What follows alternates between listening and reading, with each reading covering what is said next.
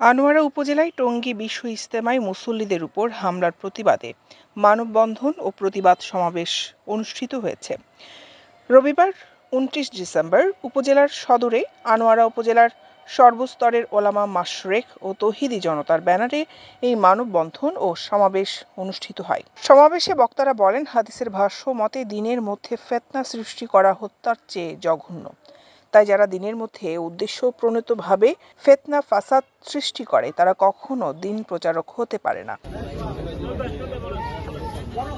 নিজেদের ভাইদের প্রতি তথাকথিত সাদপন্থীদের এমন আচরণের পিছনে নিশ্চয়ই কোনো অশুভ মদত রয়েছে।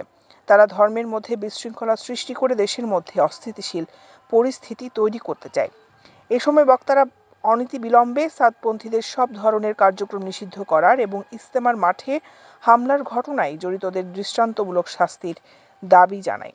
এ সময় মানববন্ধনে কাজী আক্তার হোসেন আনোয়ারি, মুফতি আবুল হোসেন, মাওলানা তৈয়ব হালিম, আব্দুল লতিফ শাহ, হাবিবুল্লাহ কাশেমি, রেজাউল করিম, আবু হানিফা নোমান, মাওলানা আলমগীর, মাও, এখলাসুর রহমান, মাহমুদুল্লাহ মাহমুদ, ইয়াকুব আবদুল্লাহ ইসলামী বাদী, মোকাদ্দেস হোসেন তোরাবি সহ উপজেলার বিভিন্ন মাদ্রাসার শিক্ষার্থী, তাবলিগের সাথী এবং মুসল্লিরা উপস্থিত ছিলেন।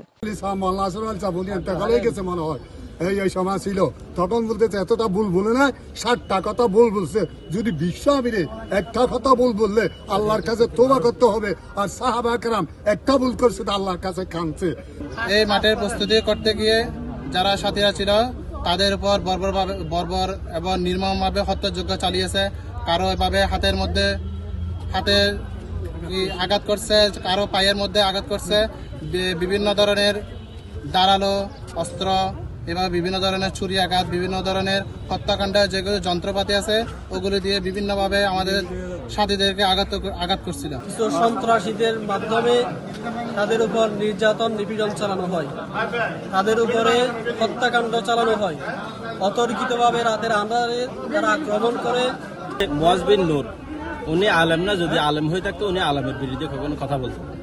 তারপরে যেমন ওনাদের এক মুরব্বী আব্দুল্লাহ মনসুর বলা হয়, উনি একটা কিতাব লেখছে উর্দুর মধ্যে, ওখানে লেখছে যে যারা শাসককে অনুসরণ করবে না তাদেরকে কতল করা ওয়াজিব। এই যে দেশের মধ্যে যেভাবে যে ঠঙ্গী আস্তার মধ্যে যেভাবে সন্ত্রাসী করছে, এই সন্ত্রাসীর বিরুদ্ধে বাংলাদেশের মধ্যে যেন তাবলিগ জামাতের নাম দিয়ে যেন সন্ত্রাস করতে না পারে। একরামদের প্রতি নির্যাতন করা হচ্ছে, বিশ্ব ইজতেমার মাঠে মানুষকে হয়রানি করে এবং মানুষকে খুন করা হচ্ছে। আমি বাংলাদেশ দেশবাসীর জন্য বাংলাদেশ সমস্ত সরকার প্রতি উদাত্ত আহ্বান জানাচ্ছি, তাদের অতি সত্ত্বায় তাদের শীঘ্রই বিচার হোক, বাংলার জমি তাদের ফাঁসি হোক।